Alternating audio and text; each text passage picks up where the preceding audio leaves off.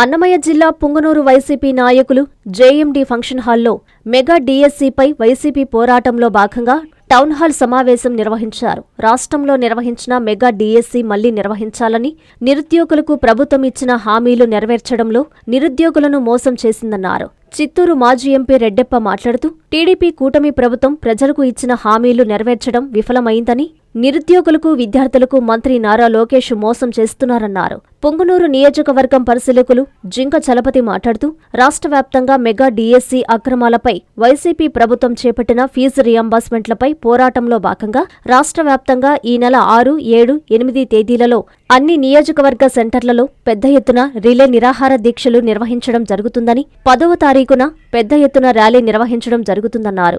ఈ ర్యాలీలో మాజీ మంత్రి పెద్దిరెడ్డి రామచంద్రారెడ్డి కూడా పాల్గొననున్నారని ఆయన తెలిపారు. వైసీపీ టౌన్ హాల్ సమావేశంలో మాజీ ఎంపీపీ భాస్కర్ రెడ్డి, షరీఫ్, మాజీ మున్సిపల్ చైర్పర్సన్ అలీం బాషా, అమ్ము, రాజశేఖర్ రెడ్డి, ఇర్ఫాన్, అస్లం మోరాదియా, విద్యార్థులు, కార్యకర్తలు, నాయకులు పాల్గొన్నారు. ఎన్నెన్నో త్యాగాలు చేసి సహాయం చేశారు. కానీ ఇప్పుడు ఈ ఎంతసేపు అమరావతి అమరావతి అమరావతి అవుతుంది. అమరావతి వచ్చేదానికి చంద్రబాబు నాయుడు మనం 10 ఏళ్ల కాలము హైదరాబాద్ ఉండింటే మనం తిరిగేవాళ్ళు ఎవరు. ఆయనేదో ఆ డబ్బు విషయంలో, ఎలక్షన్ విషయంలో దొరికిపోయాడని చెప్పేసి ఆగనే పరిగెత్తుకునే వచ్చేసి ఆ అమరావతి కట్టాలి. ఇంతవరకు కట్ల అమరావతి 15 ఏళ్ళు అయిపోయింది. ఇప్పుడు ఆ కట్టే డబ్బులంతా కూడా మనమంతా ట్యాక్స్ కట్టాల్సి వస్తుంది. అమరావతి కట్టబోయారు క్యాపిటల్ మనమంతా డబ్బులు మనం ఎందుకు కట్టాలి? ఎక్కడ ఏ బిల్లు కూడా క్యాపిటల్ పెట్టుకుని జరుగుతుంది. కాబట్టి రాయలసీమలో నిర్వీర్యం చేశారు. ఈ చంద్రబాబు నాయుడు 2 కాలేజీలు ఉంటారు, డిగ్రీ కాలేజీ కానీ తర్వాత ఇప్పుడు ద్రవిడ యూనివర్సిటీ రాజశేఖర్ గారి పిల్లలు వస్తుంది. చంద్రబాబు నాయుడు ఏం చేయాలి? ఆయన ఇచ్చిందంటే medical college private college, engineering college private college. అదేవిధంగా ఈ విధంగా జగన్మోహన్ రెడ్డి ఎప్పుడు అబద్ధాలు చెప్తారు, ఆయన నిజమే మాట్లాడతారు.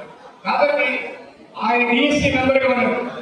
నా క్లాస్మేట్ చంద్రబాబు నాయుడు 78 ఎమ్మెల్యే అయిన తర్వాత డిఎస్సీ మెంబర్గా ఉన్నారు. అప్పుడే 3,000 రూపాయలు టీచర్లకి డిఎస్సీ. ఇప్పుడు ఆయన కూడా విద్యాశాఖ మంత్రి అయినాడు, కంప్లీట్గా డిఎస్సీ ఆపేశారు. ఇలాంటి అన్యాయాలు జరగకూడదనేసి దీనికి మనమందరూ కూడా గ్రామీణ ప్రాంతానికి చాలా మంది ఉన్నారు. కాబట్టి దయచేసి మీరంతా ఇళ్ళకి వెళ్ళి చంద్రబాబు నాయుడు ఏ విధంగా అన్యాయం చేస్తున్న ఈ అన్యాయం తెలియజేసి తిరిగి ఈ డిఎస్సీలో సెలెక్ట్ చేసిన వాళ్ళని క్యాన్సిల్ చేసి తిరిగి మళ్ళీ డిఎస్సీ పెట్టాలనేసి అంతవరకు వైఎస్ఆర్సీపీ పార్టీ జగన్మోహన్ రెడ్డి ఆదేశాల ప్రకారము, మన వెంకటరెడ్డి రామనాయుడు గారి ఆదేశాల ప్రకారము మేము నిరాహారం ఇచ్చేదానికి సిద్ధంగా ఉన్నాము. మనలో మార్పు రావాలి. ఈ ప్రభుత్వాన్ని లేకపోతే కూటమి ప్రభుత్వం కూడా అందరికీ అన్యాయం జరుగుతుందని చెప్పి ఎవరికి న్యాయం జరగడం లేదు. కాబట్టి మనం దయచేసి మరొకసారి మీరందరూ ఆలోచించి జగన్మోహన్ రెడ్డి గారి నాయకత్వాన్ని బలపరచాలనేసి, వైఎస్ఆర్సీపీ పార్టీని బలపరచాలనేసి మీరందరూ కూడా చాలా మంది చెప్పారు. మీరు ఎవరికి డబ్బులేది కూడా లేదు, అందరూ త్యాగం చేస్తుంటే ఈ స్టేజ్ పైన కూర్చున్నారు. కాబట్టి ఏదైనా ఇండియా విపత్తులు అవసరం వచ్చినప్పుడు మనము ప్రజల ముందుకు వెళ్ళవలసిన బాధ్యత మన అందరిపైన ఉంది. కాబట్టి మనం దయచేసి అపార్థం చేసుకోకుండా తెలుగుదేశం వాళ్ళపైన మాకు ఖర్చు లేదు, కానీ వాళ్ళు పరిపాలన చేయడం లేదు.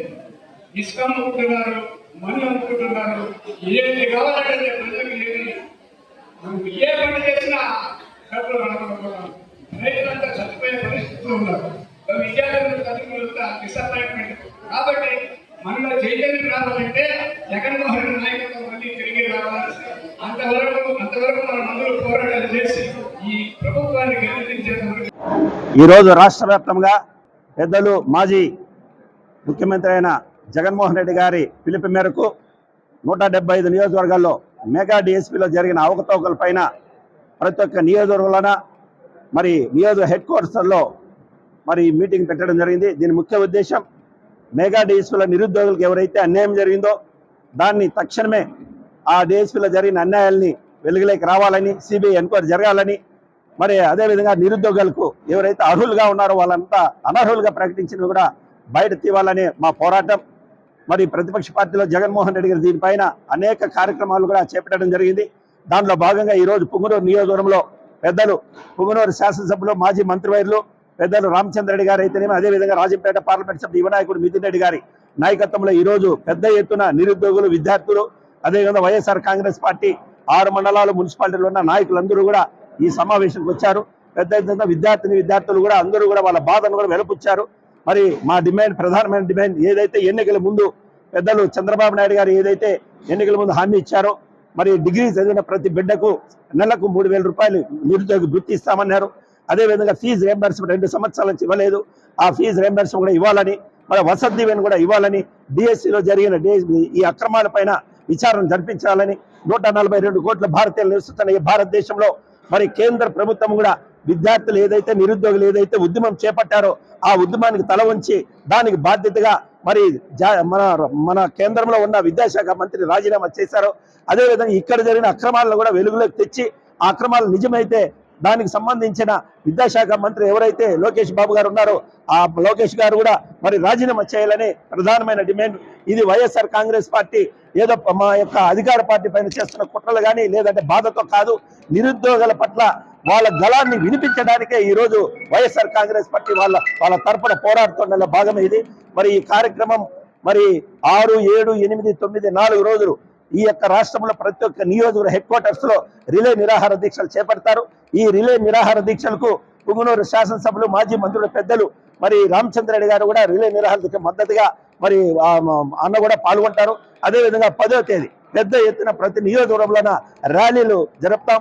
ఈ ర్యాలీలో కూడా పెద్దలు మరి రామచంద్రరెడ్డి అన్న గారు కూడా పాల్గొంటారు. కాబట్టి ఈ నియోజకవర్గంలో ప్రతి ఒక్క లీడరు, ఎంపీపీ అయితేనేమి, డిప్యూటీసీ అయితేనేమి, కౌన్సిలర్ అయితేనేమి, చైర్మన్ అయితేనేమి, సింగిల్ విండో ప్రెసిడెంట్లు అయితేనేమి, ప్రతి రైతులు, విద్యార్థి, నిరుద్యోగి ప్రతి అందరూ కూడా పాల్గొని మరి ఈ ప్రభుత్వానికి ఈ యొక్క నిరుద్యోగుల పట్ల జరుగుతున్న ఈ అన్యాయాన్ని మరొక్కసారి ఈ రాష్ట్రం 5,37,00,000 మంది ముక్త కంఠంతో ఈ ప్రభుత్వాన్ని నిలదీసడానికే వైఎస్ జగన్మోహన్ రెడ్డి నాయకత్వంలో ఈ కార్యక్రమం చేపడుతున్నాం.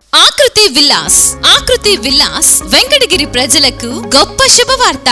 మన వెంకటగిరి పట్టణంలో మొట్టమొదటిసారిగా ధన్యభూమి డెవలపర్స్ వారిచే సహజ సిద్ధమైన ప్రకృతి ఒడిలో 5.5 ఎకరాల విస్తీర్ణంలో అన్ని ఆధునిక వసతులతో మీకు నచ్చిన విధంగా పూర్తి వాస్తుతో విశాలమైన గదులతో 87 లగ్జరీ డూప్లెక్స్ 3 బెడ్రూమ్స్ విల్లాస్ నిర్మించబడుచున్నాయి. మా ప్రత్యేకతలు విశాలమైన బ్లాక్ టాప్ రోడ్లు, చుట్టూ సోలార్ ఫెన్సింగ్ తో కూడిన కాంపౌండ్ వాల్, కట్టుదిట్టమైన భద్రతా వ్యవస్థ, children's play area, swimming pool, badminton court, basketball court, cricket net practice, విశాలమైన పార్కులు, ఫౌంటైన్లు, వినాయక టెంపుల్ మరియు multipurpose function hall, gym, indoor games కలిగిన క్లబ్ హౌస్. సంప్రదించండి. మా address Akruthi Vilas, opposite to Nagaravanam park, Bharat petrol bunk ప్రక్కన, వెంకటగిరి తిరుపతి హైవే రోడ్.